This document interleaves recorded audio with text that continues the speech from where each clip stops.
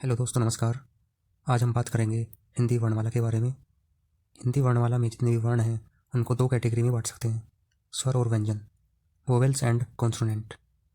स्वर ऐसे वर्ण होते हैं जिनको बोलने में किसी दूसरे वर्ण की सहायता नहीं चाहिए और जो स्वतंत्र रूप से उच्चारित किए जा सकते हैं। इसके अलावा व्यंजन ऐसे वर्ण होते हैं जिनको उच्चारित करने के लिए स्वरों या दूसरे व्यंजनों की आवश्यकता पड़ती है।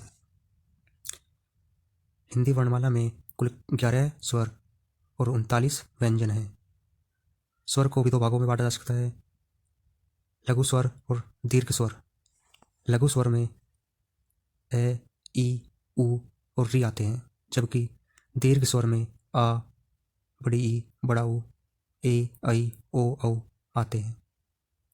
इसके अलावा अंग और आहा, जिनको हम अनुस्वर और विसर्ग भी कहते हैं, ये दोनों अयोग वाह की श्रेणी में आते हैं। कभी कभी इन दोनों को स्वर में सम्मिलित कर लिया जाता है। इस प्रकार हिंदी वर्णमाला में 11 की जगह कभी कभी 13 स्वर भी माने जाते हैं। अब बात करते हैं व्यंजन की। व्यंजनों की कुल संख्या 39 होती है। इनको 5 कैटेगरी में बांट सकते हैं, स्पर्शीय व्यंजन, अंतस्थ व्यंजन, ऊष्म व्यंजन और संयुक्त व्यंजन।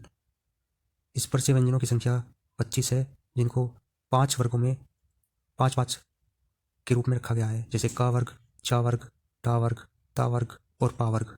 इन सभी पांचों वर्गों में 5-5 व्यंजनों को रखा गया है। का वर्ग में का, खा, गा, घा, अणा, अड़ा। चा वर्ग में चा, छा, जा, झा, इया। टा वर्ग में टा, ठा, डा, ढा, अणा। ता वर्ग में ता, था, दा, धा, ना। पा वर्ग में पा, फा, बा, भा और मा। इस प्रकार स्पर्शीय व्यंजनों की कुल संख्या 25 होती है। इन सभी वर्गों के अंतिम पांचों अक्षर पंचमाक्षर या अनुनासिक व्यंजन कहलाते हैं। इस प्रकार पंचमाक्षर या अनुनासिक व्यंजनों की संख्या 5 है और ये पांचों अनुनासिक व्यंजन अड़ा, इया, अणा, ना और मा है, क्योंकि इन सभी को बोलने में नाक का सहयोग लिया जाता है। अंतस्थ व्यंजन ऐसे व्यंजन होते हैं जिनको उच्चारित करने में वायु का कम अवरोध होता है। ये 4 है, या, वा, र, ला।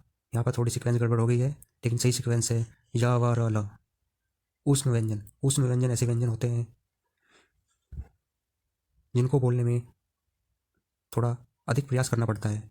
इनको संघर्षी व्यंजन भी कहते हैं। इनकी संख्या 4 है, स, स, से और ह। संयुक्त व्यंजन ऐसे व्यंजन होते हैं जो दो व्यंजनों को जोड़कर बने होते हैं, जैसे अक्षय, त्र, अज्ञ और स्र। अक्षय क और सा से मिलकर बना होता है, त्र, त और र से, अज्ञ, ज और यहाँ से, स्र, स और र से मिलकर बना होता है।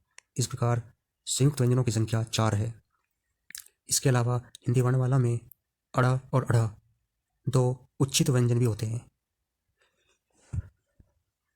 इस प्रकार कुल 11 स्वर, 2 अयोगवाह, 25 स्पर्शीय व्यंजन, 4 अंतस्थ व्यंजन, 4 ऊष्मीय व्यंजन, 4 संयुक्त व्यंजन, 2 उच्चित व्यंजन, कुल मिलाकर लगभग 52 वर्ण होते हैं। इसके अलावा कुछ वर्ण दूसरी भाषाओं से भी लिए गए हैं।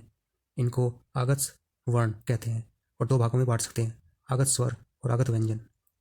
आगत स्वर में अंग्रेजी का ओ साउंड वाला वर्ण आता है।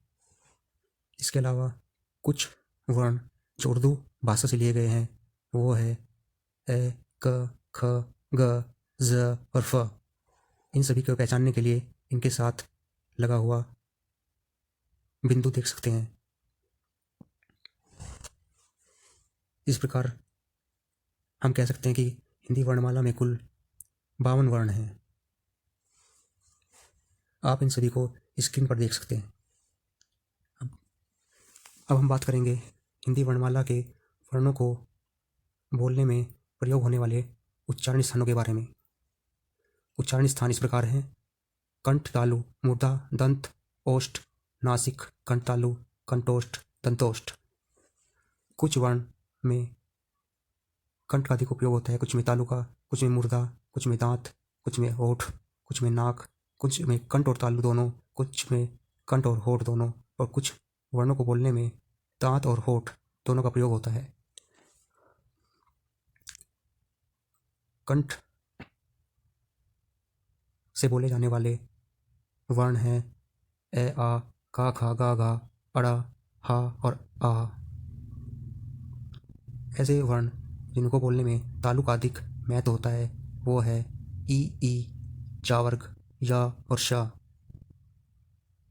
कुछ वर्णों को बोलने में मूर्धा का अधिक महत्व होता है। ये वर्ण है री, टावर्ग, रा और शा। जबकि कुछ वर्ण ऐसे हैं जिनको बोलने में जीभ दांत को स्पर्श करती है। ऐसे वर्ण हैं तावर्ग, ला, शा। कुछ वर्णों को बोलने में होठ का अधिक महत्व होता है। ये शब्द है ऊ, पावर्ग। इसके अलावा कुछ शब्द नासिका की सहायता से बोले जाते हैं। ये शब्द है अड़ा, या, अणा, ना, मा, अड़ा और ढा। कुछ शब्द कंठ और तालु दोनों के सम्मिलित एफर्ट से बोले जाते हैं। ये शब्द है ए वर्ण है ए और आई। कुछ वर्ण कंठ और होठ दोनों के सहयोग से बोले जाते हैं और ये वर्ण है ओ और औ। वहीं पर दंत और होठ की सहायता से बोले जाने वाला वर्ण है व। इस प्रकार हमने उच्चारण स्थान के आधार पर वर्णों को बांट कर देखा और देखा कि कौन सा वर्ण किस उच्चारण स्थान से उच्चरित होता है। आप इन सभी को स्क्रीन पर देख सकते हैं। आशा है आपको हिंदी वर्णमाला से संबंधित सभी टॉपिक क्लियर हो गए होंगे। Thank you so much. अगर आपको हमारी वीडियो पसंद आ रही हो तो प्लीज़ वीडियो को लाइक करें, शेयर करें और चैनल को सब्सक्राइब करें। Thank you once again.